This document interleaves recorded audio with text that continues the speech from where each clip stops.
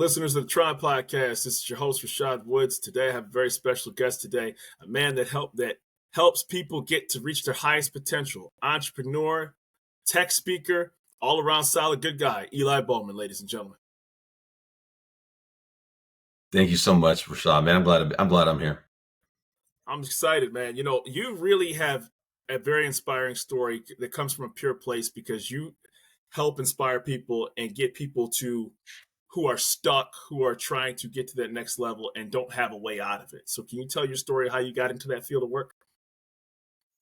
Yeah, it was more so me being in my own sort of crisis moment where, I had a company and we were scaling with one big customer, and we had a meeting with them and they were like, yeah, let's scale together. And then the following week, they just pulled the rug right from underneath us, went with a competitor. Oh my. And I had kind of built my business around that kind of volume. Yeah. And so I was looking at it now, what was now an uploaded company, mm-hmm. and no revenue to match the spend on the size of the company, over 40 employees. And I was just looking at everything. I thought, what in the world am I going to do here? So I was in a crisis moment. And of all people, my tax strategist, who I thought was just a numbers person, she said, hey, look, I can tell you're not okay. So there's this event going on in Dallas, and why don't you go there? It's an NLP event. I said, what's NLP? She said, it's neuro-linguistic programming. I was going to ask you about I had heard of it with I heard about it with sales talks and marketing and things like that, and like communication. I heard good things about it. Yeah. I said, I need something. So I said, how long is it? She said, a week. Yeah. I said, a week? That's a long event. Yeah. But I was like, I need it. So I go down there, and I'm sitting in the room in the first day, Rashad. And as I'm there, I'm like listening, I'm talking to people. Everyone around me is like a coach, a mentor, a consultant, a therapist, or something. Right. They're working with people, and like they're all in these fields where they already have these established clienteles. And I'm like, I'm just a business owner. Like, I feel a little out of place. And I came to learn a little bit after that it was a certification event for those type of people to kind of further their career, to add more expertise to what they do. Right. And I thought I had to make a decision. I was like, do I stay or do I go? And I was like, man, I need something. So I stayed, and I'm so glad I did. And this is how I'm going to answer your question here. That's how I got into that body of work, the neuro-linguistic programming body of work. And it answered so many questions I had about myself. It explained so many things about my life that I had never really considered before, but had all these missing pieces, and they all just fit. Yeah. NLP answered so much for me. And so I was like, I got to use this. I got to use this moving forward to help other people. And that's kind of how I started in that, down that road. Yeah, I think sometimes people can, for lack of a better term, I've said this on other podcasts, people can autopilot it, right? Because, you have a structured environment for a long time, whether you go to elementary, whether you go to college, and then, you transition to post-college. And now all of a sudden, you've always kind of just followed a schedule or followed a regimen. And now you mentally can kind of coast and kind of cap your potential because either A, life, family, kids, et cetera, takes over, or B, you fall into habits or not reaching your potential because you're tired, you're fatigued, and life just sort of happened. And even though you're a successful business owner, I've heard this from other successful business people, it still happens to them, right? They're always chasing the next sale, but they never focused on them and their personal growth. That is so true. In fact, I write about this. I call it the conveyor belt. I'm not the first to call it that, but because that imagery has been used, but it really is, Rashad. Like there's like this very clear. There's almost this implied promise. Yeah. That if you do X, Y, Z, if you go to school, graduate, get married, get a good job, get the mortgage, get the car, have the kids.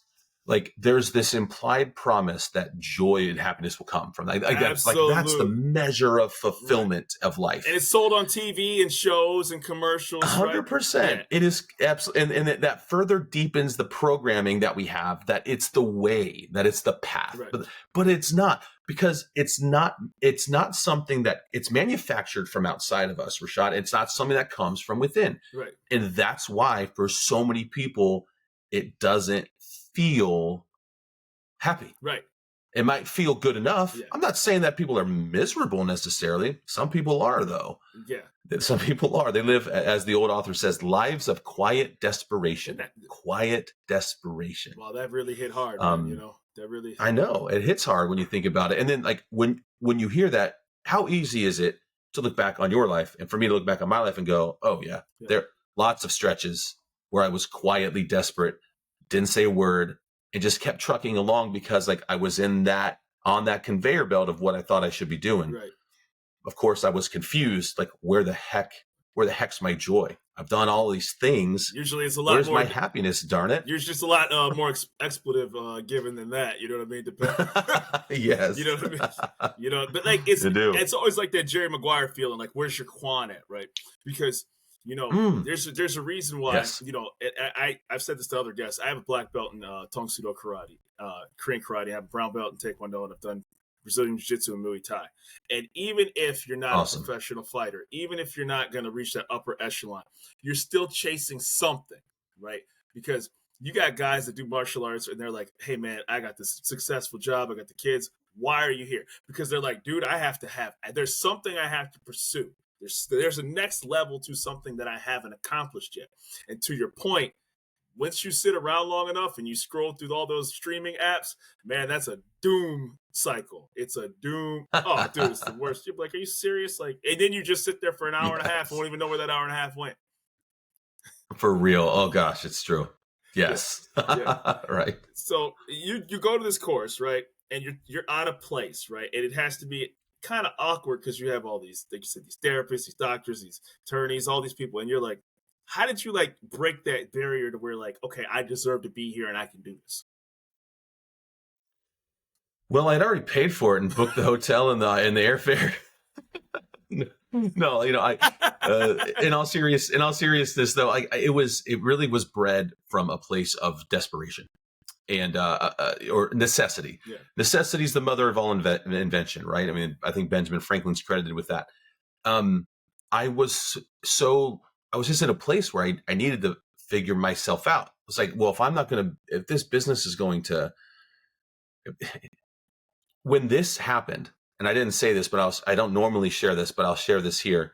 When that rug was pulled out from underneath me, you would think that I would feel crushed, that I would feel just super sad, super depressed. I felt nothing. I felt numb, just numb. Yeah. And I wondered why that was. That was part of the reason I kind of went into a crisis moment, right? Because instead of feeling destroyed, like who I was as like instead of my identity being completely dismantled, I just felt nothing. And in fact, there were echoes, Rashad, of relief. Yeah. Echoes of relief. Yeah. And so that caused me to question. I'm like, well, if I feel these echoes of relief amidst the sea of numbness, what does that mean? Right. And so that's why I stayed. And, you know, that was the first certification, first level. I took my education in that body of work. I've taken it as far as I can go. I have a master designation now and truly am an expert now in NLP. And because I just love the body of work so much. And it's been so fun helping clients and helping groups. It's been incredible. What's the typical, I don't want to say typical, it's disrespectful. What stage do most clients you talk to, are they at that quote unquote midlife crisis? Is it that successful business owner that's looking to expand? Is it that couple that's, on the rocks, so to speak? Or is it a person that looks back and reflects and said, I should have did this more? Usually by the time they come to me, they are aware of their unfulfillment. And so a lot of times when they think of me, they sort of think of purpose and fulfillment and like trying to get their life to a place where they love it. Yeah. And that's what I specialize in. So when I'm starting with them, they have an increased self-awareness. Mm-hmm. They've realized that, okay, my life isn't exactly what I want it to be. Right. It's not what I want it to be. I don't really know how to make that shift into like living a life that I actually really enjoy because I don't know where to begin because I'm doing all the things I was told to do. Yeah, absolutely. And that's where they are when they come to me. Well, it's funny when you say that you get things, you do what you're supposed to do. Back in the day when people did stuff that was odd or out of the pocket, so to speak, I just think of like high school, right? Everybody was geared towards the high school counselor, and they have like with your selection of colleges, right? And then next, you already are. You don't even know you're programmed when it's happening. You don't even. It's not even. That's right. You have no clue, right? And it's like there's something to be said of someone who catches it at 15 or 16 that's like either in their kitchen or working on the cars on the weekend, and they just got it. They just like, and it's so implicitly in their DNA, that they're not on that. I'm not dissing college, but you get where I'm going here. They're all going to the same class. Yeah, I do. You have to write the prep. I gotta make sure I stay up till 3:00 in the morning to get this paper done and do this group project. And then once I get my degree, everything else works itself out. And I think there's something to be said, and I don't want to talk too much from you, that's all blown up in a lot of people's faces, right? And 5 years after that, mid-20s, early 30s, they're like, wait a minute, man, the joke's on me, so to speak. You know what I'm saying? Yeah. Yes. Two things about that. What you said is really profound because first I want to touch on how we don't even know. You have mentioned like the programming gets installed. We don't even realize it. Nope. You're absolutely right. And then I want to talk about what happens at that like late 20s, early 30s stage and what people can do. So when we're 0 to 7 years old, our brains really operate in a like a theta wavelength, which by the way is the same like sort of brain wavelength that hypnotists will put adults in when they're hypnotizing them. Oh, wow. I did not know that. So how suggestible are we from 0 to 7? The answer is tremendously. Correct. We're sponges. When we hear it, it is a very high likelihood it gets installed into us. And so from 0 to 7 and 0 to 8, it's debatable, but that area that's where the vast majority, the bulk of our deep-seated programming is made. Right. The way we see the world, the way we see kind of life, the way we see our relationships, so much of it is informed during those years. And then, so we live our life according to that programming. And then you're right, late 20s into the 30s, people start to gain an increased awareness of what I call the internal dissonance, which is what they're doing every day isn't matching the life that they actually want to live. So there's a delta there. Right. But here's what a lot of my clients were people who did the following. They hit that point where the realization was made. And then they just persisted in that dissonance for a number of years. And by doing so, because you're on a trajectory period. And so no matter what, you're on a trajectory. Absolutely. Because their trajectory was going further from the life they actually wanted, the stress, intention, and pain created by the delta between those two things increased. is what makes the pain higher than staying the same. So when the pain of changing is higher than the pain of staying the same, you will change, period. Right. Because we stop pain. As a martial artist, you know what I'm talking about. We stop pain. Yep. When we hurt, we guard against it. Absolutely. 150%. Yeah. 150%. Yeah. And so like it's sad to see people persist so long in a life that isn't of their design simply because they think they have to, and even sadder because they don't know how to do anything different. And that's where I come in. A lot of times it happens too, because depending on where you grew up or where you live from, and this is that there may only be one structured environment that they've only seen, right? There may only, and it's not, and I don't want to say that in a bad way, right? But if you sit back and say, hey, well, it's just all they know. That's all you know, right? And, like you take the same vacation, within 4 or 5 hours, and life is quote unquote good, right? And then, like you said, people start to, it's almost like the Matrix, right? Where like, the guy's walking like, wait a minute. There's other things out there. There's other experiences out there. I said to one of my kids, I have 3 daughters, right? And I told him, I said, listen, obviously I want you to be successful when you become when you get older. But I said, truly, if you don't know what to do when you graduate from high school and you're on the fence about college, I said, get on a plane, a car, or a train and hit water, and then figure it out in between when you hit a coast. And you know what I'm saying? Like, I love it that. Sounds cool. It sounds like a Of Mice and Men type novel, right? But it's like, listen, before you like settle down and say, I have to be on this college campus, and if you want to, that's on you. But if you're like, man, I kind of need to figure it out, I don't care if you go east, west, or south to figure it out. And then you know what I mean? Because that could be your moment to capture that. So true. And there's something about that travel. There's something about seeing the world. There's something about expanding your own personal horizon, like going past that. There's something about that totally changes the way you think. I'm 100% with you. Why not? What's the worst that happens? Because it's interesting. And I don't, like I said, this is so fascinating because I see it, it's so relatable.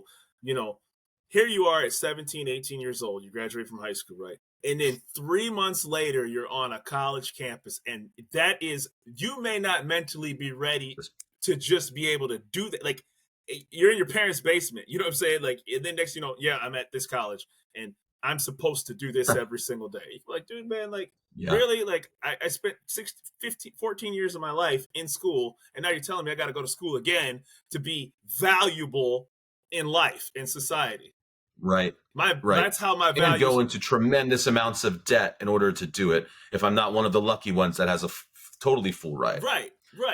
And I and I don't run a 4.4. I can't dunk a basketball, and I can't, and God bless the people that can, right? So like, sure. You start becoming that number, right? And being that number, and I'm sure you've heard people that say that. I realize that I'm just a number, And so how have you turned that to positives for people once they reach that inflection point, so to speak? Well, I think it starts with like me being able to even speak to that myself. I feel like a good friend of mine, Rory Vaden, he says this. He says, "You are best positioned to help the person you once were." Oh, snaps. And I think about who I once was, and I went to college. I graduated from the business school at the Ohio State University. Worked in corporate finance, and was straight conveyor belted, like to the max. And then when I was in corporate America, I would work long hours. I would come home and just in time for dinner, catch a little bit of time with my kids, go back to work because they did not let us have laptops back then, and go back to the office until about 12, come back, sleep, wake up, do it all over again. And so when someone comes to me and they're like, hey, like, I'm starting to realize that I'm sort of stuck in this, what Kiyosaki calls the rat race. You're like, I'm like, look, I've been there. I know what it feels like. I know what it feels like to just, you don't even know when it ends. You just think, oh, there's a career ladder where I work. And that's just, you're just oriented to like, how do I increase my ranking in the company? And therefore, how do I increase my income within this ecosystem of this corporation? And man, it's just, talk about needing to go to the coast. that narrow-mindedness, that tunnel vision is going to, it's not going to, I would say most of the time, almost all the time, it's not going to result in a life of total fulfillment, because it's just not a life of your design. You're playing by the rules of someone else's game. You can only do that so long, Rashad, until there's that inner dissonance and that delta, that pain of the life you really, really, truly want to live, and the life you're actually living, that's going to start rearing its head pretty quick. Well, I think also what happens too is like, I've had the fortunate distinction of talking to a lot of, a wide variety of people. So, I've talked to people who are professional musicians, right? And one thing that, and I say this, imagine back in, maybe it's better now, I don't know enough to speak on it, but tell your parents, hey, I want to play music for a living, right? And you're not, they automatically have in their head the starving artist that's, on the corner, of course, or in the subway station, or you're going to write poetry and make money off. Like, how are you going to live off that? Just do this instead. So it comes from, I guess, a place of nurturing, but it's also come from a place of a little bit of a safety net sort of thing, where just go where it's safe. don't go past this certain level in the pool because you might, they tell you can drown in a feet of water, right? So like, it comes from a place of purity, of helpfulness, but it also comes from a place of hindrance because I want to see what you didn't do, what wasn't shown to me. Mm-hmm. Yeah. Gosh, this reminds Gary Vaynerchuk. I don't think anyone preaches this louder from the rooftops than Gary V. He talks about the impact your parents have on you. Now, Gary V is not trained in NLP, but he's on to something. Yeah. He's right, because we so often are crippled by the expectations of our parents. But here's the rub, man. Yeah. Here's where it gets tricky. As parents, and you're a father, yes? Absolutely. Like there's a base instinct to protect. And so we naturally, without even thinking about it, Rashad, we do everything we can to mitigate risk exposure for kids. 150%. Yeah, and it takes a concerted effort, even when they're young, to let them climb the thing that they could fall down from. It takes work for us to go, okay, just let them go. Yeah. Just let them climb. Because they have to fall down. Yeah. They got to skin their knee. Yeah. They got to do it. Right. It's to learn. They just won't learn otherwise. It's so funny you mentioned that because, I remember when one of my I have 3 daughters, and my middle daughter wanted to climb a certain high ride at an amusement park. And she's like, 5. And I'm like, no. And she had a complete, like, I can do this. And then next thing you know, you see her do it. And I'm like, I did that without even, it didn't even dawn on me. Like, what if that moment hindered you with everything else you do in life because psychologically you were told that you weren't supposed to do something that could put you in harm's way? I'm not talking about jumping off buildings and doing back. We're not talking about that. Sure. We're talking about basic, like, hey, let me see if I can climb that hill. And if I, get a couple bumps and bruises along the way, so what? Right. And yes. And what behavior how do you think that exhibits as adults? It exhibits this way: risk aversion. Yes. Why would I start that business?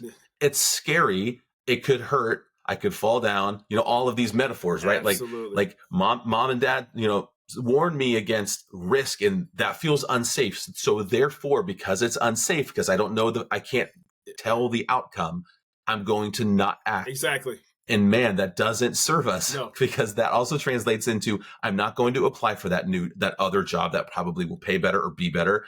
I'm not going to, make this change in my life. I'm not going to leave this relationship, even though it's toxic and it harms me, because I don't know what's out there. Because it's safe to a degree of right. The devil, we prefer the devil we know over the devil we don't. Absolutely. And that's what we learned that as kids. And that's the rub. And let me close that loop, because with parents, we have this base instinct to protect. Mm-hmm. And so even though that comes from a place of love and nurturing and is biologically necessary and hardwired into us, there is 100% an impact in our children's lives from the way we parent, simply because of the inclination we have to keep them safe. Yep. Ain't that just a son of a gun? Because there's no way around that. It's a balancing act, right? It's about. So part of increasing our self-awareness, Rashad, is recognizing that no matter who we are, we're going to have to. Some kids have to touch the stove to know it's hot. Exactly. Some kids can see another kid touch the stove and see it's hot, and they'll learn. Mm-hmm. I'm someone that has to touch the stove. Got to find. And sometimes I have to touch it twice just to make sure it's hot, and I get burned both times. So people are like that, and at some point we're going to have to figure out, is that stove really hot? And the guy who's taking martial arts, like, man, what if I get hurt? Well, that's the point. Mm-hmm. That's the point. Like, listen, man, if you want to find out real quick, what you are and what you aren't, and nobody's, for all intents and purposes, when you do martial arts, unless somebody's going to the pros, people meter themselves when it comes to training. Yeah, there's that 1 or 2 guys in there, but most people are respectful. But for all intents and purposes, whether it's boxing, wrestling, karate, jiu-jitsu, I'm telling you right now, like, you're gonna get choked out, you're gonna get put to sleep, you're gonna get blasted. I don't care who you are, it's going to happen. So the idea that I don't want to get in there because I don't want to get hit, it's a metaphor for life. Step in there so that you can find out what you can take, and more importantly, you can find out how to protect yourself from getting hit that hard. Because the difference between getting hit flush and turning your head about 2 inches off to the side is a monumental difference. It's the difference we get put to sleep. Yeah. You know what I mean? Right. It really is. This is fun, man, because it shows that what you learned at that stage elevated you to a place of purity and be able to say, if I can do this, you sure as heck can. There is beauty in earning your stripes and taking your licks. That's how we get refined. That's how we gain wisdom. Do you know any, I would say, any black belts in any martial arts that have not earned their stripes 100%. And taken their licks and gotten jacked up, gotten put to sleep, Like, do you know any that have ever made it all the way and become expert? Yeah, none. It doesn't exist. It's no different with any other area of life or any other pursuit. And if you want to be happy, you got to take your licks. And would you train from somebody who didn't?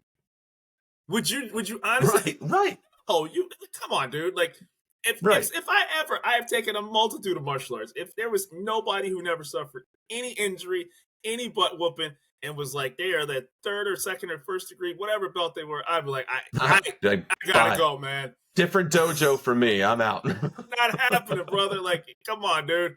You never got your butt handed to you. Not once. I hope people realize that it's the same with their mentors and their coaches, because it's flooded. The truth, and I hate saying this because this is like, these are my people, but it is flooded. Oh, for sure. That industry, coaching, mentoring, it's flooded with people who haven't been to the place where they're trying to take you. Right.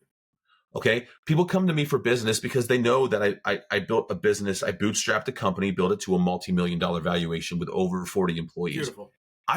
The fruit's on the tree for me.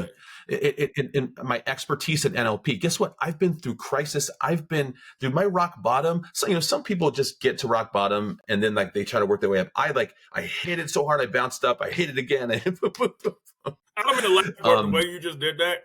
Absolutely cracked me up. Because I just pictured some sort of cartoon character, like, right, just flopping back up. That's what it felt like, I swear, at the time, dude. Oh, that's what it felt like. But yeah, all that to say, like, pick your coaches and mentors carefully, because you want to make sure they either are where you want to be or have been and are now past where you're trying to get to. Right. And I think that says a lot too, because ultimately we are, kind of programmed to see the splashy images on YouTube. And this isn't a knock to you or your profession, but people make very good videos and very good social media feeds, right? And it's very easy to get captured by the image on screen and sort of not look at the substance of it and then pay for the course.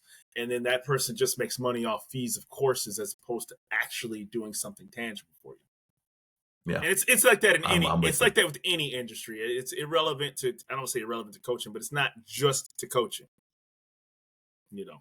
Right. You're absolutely right. It's relevant to every industry. For sure it is. So let's talk about your public speaking. How do you, who asked you to speak and what events, and is it corporations, businesses, individuals, local business chapters, chambers of commerce? Kind of a little bit of everything. We have a women's conference in Chicago coming up in November, and I thought they want a male speaker, and they do. They have a few other male speakers over the 2-day period as well. So that's a business conference. That's for female entrepreneurs. There's a tour called the Aspire Tour. It's the largest business tour in the country. Wonderful. And maybe the world. And, they go to like big markets, but they've been going to smaller markets, in Columbus, Ohio, where I live, they're coming, and they asked me to be on stage and address. There's a couple thousand people there that are ready to take the next step with their life in entrepreneurship and in business. I have spoken to small groups, churches. I've spoken to, I've been to schools and spoken to students. My message is one that really could be tailored to anyone. And that's what I love about what I do, because when it comes to the mind, we all have one, whether you're an entrepreneur, or whether you're a 12-year-old middle school kid, like you've got a mind, and your mind works like everyone else's mind works. Maybe not identically, but pretty darn close. And so I speak to lots of different people, and I'm open to that. And I love that, because I'm not pigeonholed into only speaking to entrepreneurs. That's who I speak to the most, because that's what I've been. Right. But really, I love catering my message to new audiences that like this women's conference. I'm so stoked. I cannot wait to get up there and talk to them. You'll have to share the clips with me too, because I'm really looking forward to seeing, Absolutely, would love to. And I love all of your clips. I went to your Instagram feed. It was all positivity. It's all great vibes and energy. And I would, jump in the pool because, we all laugh when, if you're a boxing or mixed martial artist fan, it's easy to make a meme with somebody who got knocked out or choked out because that's the thing we do. But the person that's in the ring will say, I stepped into a place that you would never have done. I was willing to get knocked out to prove my value and my worth. And that's fine that you laughed at it, but you would never have the stones to come in there. And there's a small percentage of people that will do that. And then the crazy part about it is 6 months later, they'll get knocked out again. And it's just like, and then after a while, you'll see them after the fight and they're just like, yep, hey man, that's the way. And you're like, dude, you just got, you got memed for the rest of history. And they don't care because that's just what they signed up for. Right. It doesn't bother them. I mean, imagine someone on fire. Right, exactly. Imagine someone on fire to get a black belt. Yeah. And they go to their friend. Say it's a young kid at school, high school. Yeah. They say, I'm going to go get a black belt in Tang Soo Do, and I got that fire in me. Half their friends, maybe even more, are going to go, dude, come on, stop, 100%. Stop. You're not gonna do that. Yeah. It's too hard. Yeah. You're going to quit. Like, just don't even start. Yeah. If that same kid with the fire in his belly comes to you, Rashad, a black belt, comes to you, and he says, Rashad, I want to be a black belt just like you. I've got a fire for this. And you see that fire in his eyes. What are you going to tell him? Are you going to tell him that he shouldn't, or are you going to tell him that he can? The first thing I'm going to do is that absolutely can. It doesn't matter what age, but if you want to, here's how you're going to do it. Right. And, see, that's beautiful. Yep. Because you've taken that road. That's why you'll lift him up. Yeah. And people who have had success, people who have won, like high achievers, they will be the first to tell someone, you can do it. Right. It's like a kid wants to dreams of being an NFL quarterback. His friends will say, you can't be an NFL quarterback. If he goes to Tom Brady and says, I want to be an NFL quarterback, Tom Brady's going to say, heck yeah, you can do it. Here's what it takes. Exactly. And I remember that speech he gave when he was like, it is not easy getting up at 6 o'clock in the morning on Saturdays when your friends are eating waffles and pancakes. And I remember he was like, you think it was fun? Like, there's this myth that people, I'm the greatest quarterback of all time. Or Michael, do you think Michael Jordan? Yeah. Like, you think it didn't suck? Like, yeah, it sucked. Heck yeah, it sucked. He was like, but, everybody's asleep. People are watching cartoons. But the flip side to it is seeing the success on the other end. People don't, everybody loves the birthday cake. Everybody loves a great meal. But nobody's there when the cooking takes place because the cooking sucks, right? Like, the cooking is really muddled. Or the cleanup, you're right. Raw meat and trash cans and loading up the car. But they love when the dinner's done. Right. So that's right. We're very programmed for the end result, but not the crappy stuff in between it, man. Really, That's right. It's what you said it well. It's just true. So, where can people find you?